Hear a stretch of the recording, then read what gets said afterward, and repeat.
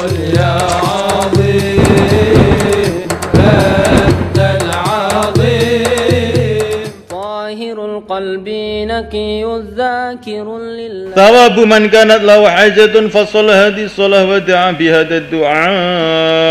Pahala orang yang ada baginya hajat. Fasal hadhihi shalah, maka dia salat dengan salat ini, wa da'a bihadad du'a, dan dia doa dengan doa ini. An Utsman bin Hunayf radhiyallahu ta'ala anna a'ma, bahwasanya orang yang buta ata ila Rasulillah, telah datang kepada Rasulullah SAW. Buta datang kepada Rasulullah.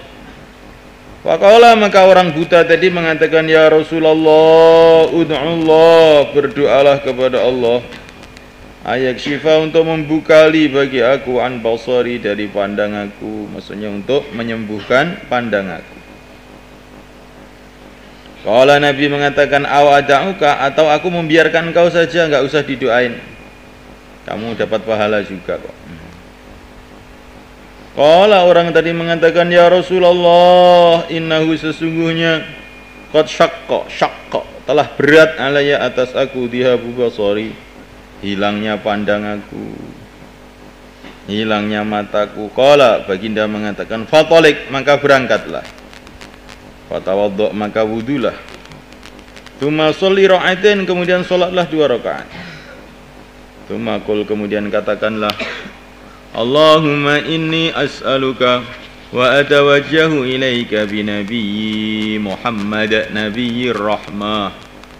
Ya Muhammad, inni atawajjahu ila rabbi bika an yakshifa li an basari. Allahumma, ya Allah, inni, sesungguhnya, as'aluka, aku mohon kepada engkau, wa atawajjahu, dan aku menghadap, ilaika, kepada engkau, aku memohon dan menghadap, binabiyyi, dengan nabiku, Muhammadin, yaitu Nabi Muhammad sallallahu alaihi wasallam, Nabi rahmah, ya Nabi rahmat. Ya Muhammad, hai Muhammad. Padahal ini tidak di samping Nabi, ini waktu habis sholat ini. Ini menunjukkan bahwa tawasul dengan kata-kata ya Muhammad begini ini adalah boleh gitu loh. Ya Muhammad, ini atawajjahu, sesungguhnya aku tawajuh ila Rabbi, kepada Tuhanku, bika, dengan engkau, ayak syifa, untuk Allah membuka, li, kepada aku, an basari, dari pandanganku. Allahumma, ya Allah, syafi'hu, terimalah syafaat baginda Nabi, fiya, dalam diriku, wa syafi'ni, dan terimalah syafaatku, fi nafsi, dalam diriku. Terimalah syafaat Nabi dan terimalah syafaatku untuk diriku. Faraja, maka dia kembali dari tempat sholatnya kepada majlis baginda Nabi. Wa qad kasyafa, dan sedangkan telah membuka Allah an basari, dari pandangannya. Rawi Tirmidzi wa sahih wa Nasai, Ibnu Majah, Ibnu Khuzaimah wal Hakim, wa qala sahih ala syartil Bukhari wa Muslim.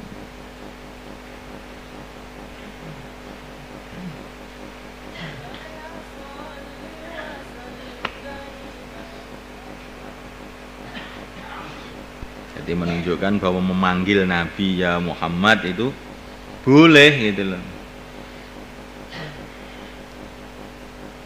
Dan ini hadis ini kemudian telah diajarkan oleh perawinya, yaitu Utsman bin Hunayf, kepada seseorang yang punya hajat pada zaman Sayyidina Utsman. Ada orang punya hajat, maka laporan sama Utsman bin Hunayf yang merawikan hadis ini, saya ini punya hajat kok enggak kabul nih, bagaimana? Maka Utsman bin Hunayf meriwayatkan hadis ini, akhirnya dia mengamalkan, akhirnya hajatnya dimudahkan oleh Allah. Dan itu terjadi pada zaman pemerintahan Sayyidina Utsman bin Affan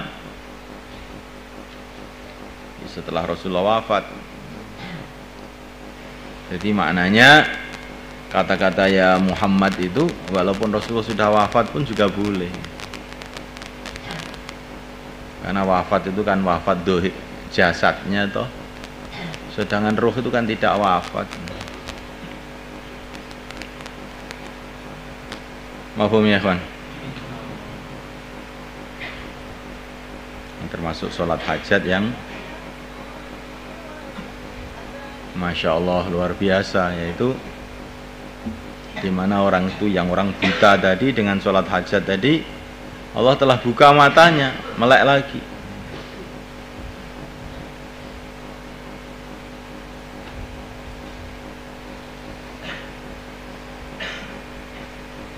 Ya tentu makbulnya doa itu tingkatannya tidak sama. Doa itu kadang-kadang sama, lafadznya sama, tapi karena orangnya itu berbeda sehingga hasilnya itu bisa berbeda. Para nabi doa, para sahabat doa, kita pun doa, doanya sama, hasilnya tidak sama. Kenapa? Karena orangnya nggak sama. Tapi walaupun tidak sama, jangan kita pahami tidak ada hasilnya. Karena dalam hadis-hadis yang banyak sekali dijelaskan bahwa orang berdoa itu mesti ada hasilnya, tapi hasilnya itu bukan mesti sama gitu. Dan hasilnya itu bukan mesti seperti yang dia minta, tapi mesti ada hasilnya.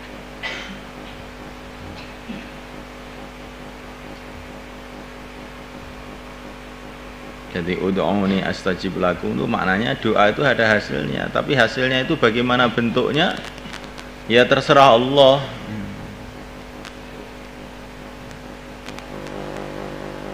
Nah kita ini walaupun doa belum tampak hasilnya, doa lagi dengan penuh husnudzon, penuh baik sangka bahwa doa nanti akan ada hasilnya.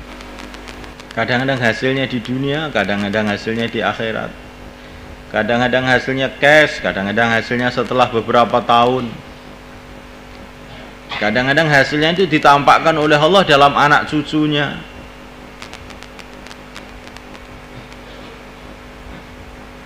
Ada orang itu doa terus tiap hari mohon kepada Allah supaya jadi hafid Quran.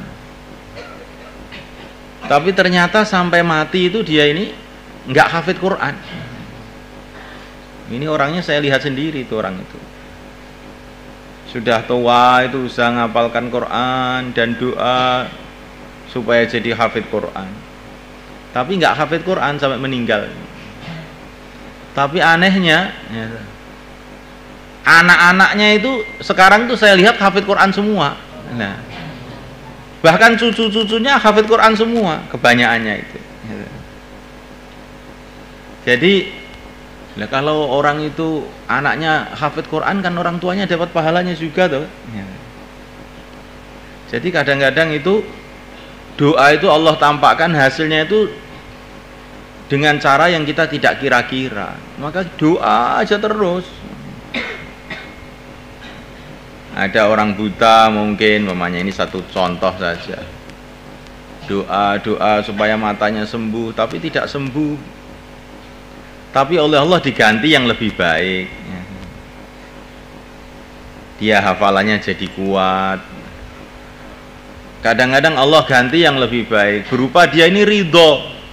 Walaupun dia buta tapi dia tenang, tentram, tidak resah. Tapi kadang-kadang Allah SWT itu memberikan sesuatu itu tidak dikira-kira. Lah buta itu jadi masalah itu kan kalau orang buta itu resah toh. Tapi kalau orang buta itu sendiri tenang, tentram, loh, kenapa kan nggak masalah? Ya.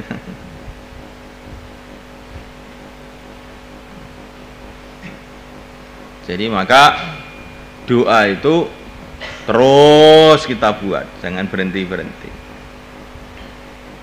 Wala yahlika ahadun ma'ad du'a, dalam satu hadis tidak akan hancur seseorang itu selagi masih doa terus. مولاي صل وسلم دائما